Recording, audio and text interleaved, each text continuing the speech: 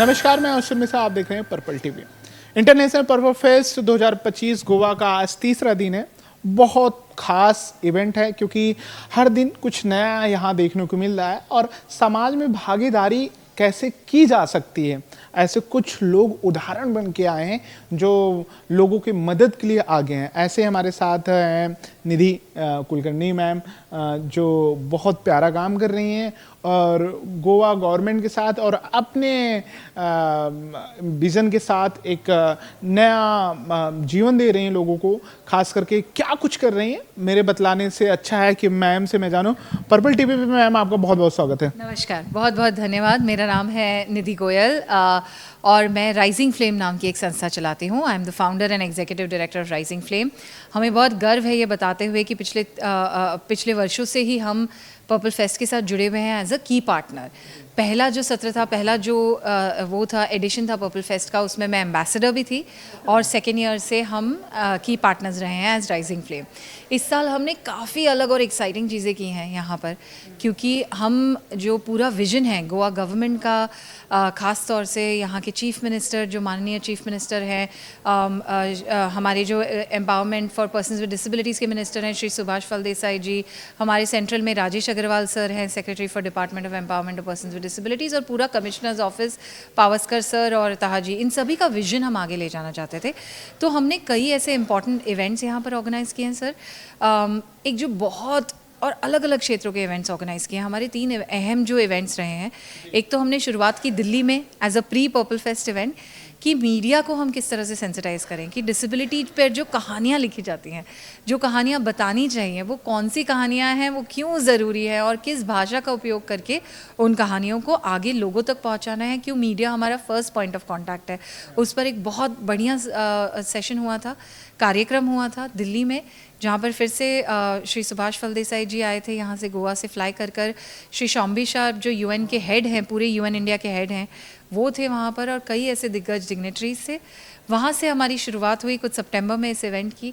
और फिर कल जो हमने एक्चुअली इवेंट किया वो lead beyond limits, disability and the new world of work, यानी जो ये पूरे कार्य का क्षेत्र है। हम हमेशा देखते हैं कि विकलांग व्यक्ति इस नज़रिए से देखे जाते हैं कि इन्हें तो सिर्फ मदद की ज़रूरत है ना, ये इकोनॉमी को कंट्रीब्यूट नहीं करते हैं, और हमें वही सोच को बदलना था। इसलिए कल हमने जो पूरा दिन का जो पर्पल कन्वेंशन रखा था वो यही था कि लीड बियॉन्ड लिमिट्स, हम हमारी सोच के परे जाकर विकलांग व्यक्ति काम के क्षेत्र में नेतृत्व कैसे कर सकते हैं जी। और उसमें इंक्लूसिव बिजनेसेस, आजकल जो AI and technology for work, ये सारे पे तो चर्चा हुई, पर जो सबसे बड़ी इसकी मिसाल थी वो था कि विकलांग जो एंटरप्रेन्योर्स हैं, डिसेबल एंटरप्रेन्योर्स हैं, जो अलग अलग बिजनेसेस चला रहे हैं। हमें क्या लगता है विकलांग व्यक्ति सिर्फ असिस्टिव टेक्नोलॉजी की बात करेंगे, है ना, तो असिस्टिव टेक्नोलॉजी इनोवेशन सोल्यूशंस वाले तो थे ही, पर जैसे हमारे यहाँ पिच फेस्ट में एक एंटरप्रेन्योर आए थे हिंदी भाषी वाराणसी से, जो मसालों का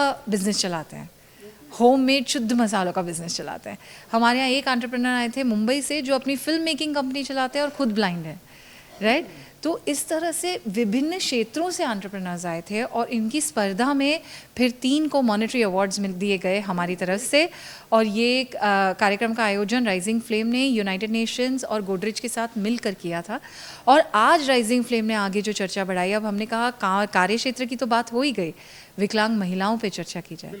विकलांग महिलाओं के जेंडर की क्यों अहम हो जाता है मुद्दा, क्योंकि जब हम डिसेबिलिटी मूवमेंट की बात करते हैं, विकलांग अधिकारों की बात करते हैं और महिला अधिकारों की बात करते हैं, ये हम 2 अलग अलग पहलू बना देते हैं।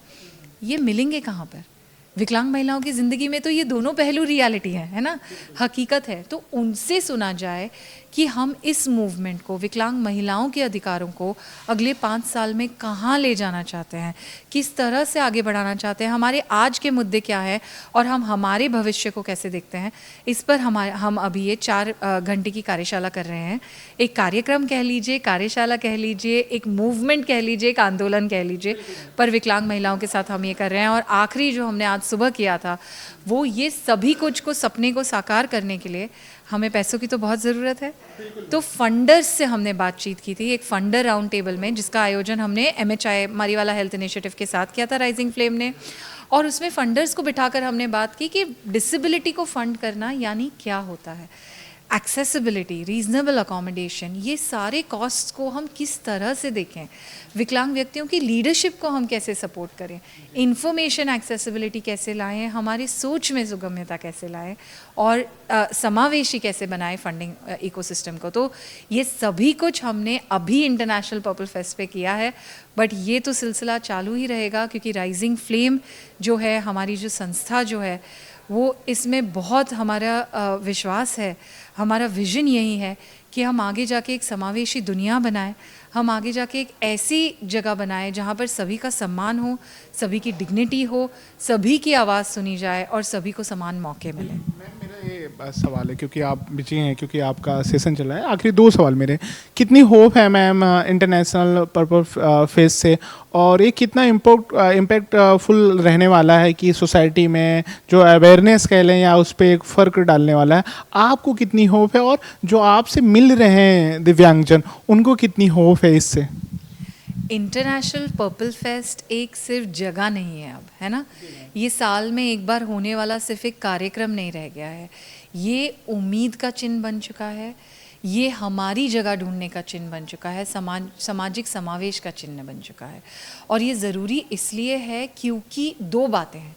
एक तो जो विकलांग व्यक्ति खुद होते हैं ना, उन्हें इतना आइसोलेशन और लोनलीनेस होता है समाज में कि हम अकेले हैं, हमारे सफ़र में हम अकेले हैं, हमारी विकलांगता में हम अकेले हैं। एक तो उन व्यक्तियों को उम्मीद देता है, सबसे मिलाता है, कम्युनिटी की एक जो फीलिंग है वो इंटरनेशनल पर्पल फेस्ट में आके होती है। वो एक ऐसे समाज को, एक हम हमेशा कहते हैं अरे समावेशी दुनिया बनानी है, पर्पल फेस्ट वो दुनिया आपको दिखाता है जहाँ पर रास्ते पे आप जी और गैर विकलांग व्यक्ति चल रहे हैं, बगल में व्हीलचेयर यूजर्स चल रहे हैं, बगल में केन यूजर्स चल रहे हैं, उनके बगल में डाउन सिंड्रोम वाले चल रहे हैं, ये आप कितनी सड़कों पर देख पाते हैं?